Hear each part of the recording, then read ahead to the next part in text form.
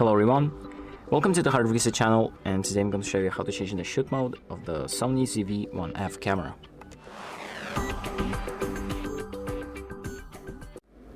So the first thing that we're going to do before changing the shooting mode is we have to select the camera mode first. So you have image mode, and you have camera recording mode and other ones if those are available. So you have this button on the top that allows you to switch the modes, and you just need to select the mode of your camera first. So if you want to change the shooting mode of your photos, you just select the photo mode and open up the settings by pressing the menu button. After that, we're going to go to the shooting section of the settings, so the section with the red camera. Then we're going to scroll down to shooting mode and select shoot mode. And here you have a few options like intelligent, auto, program auto, sharp priority, manual exposure, and stuff like that. So select the option that you want, and once you exit out, your options will be saved automatically.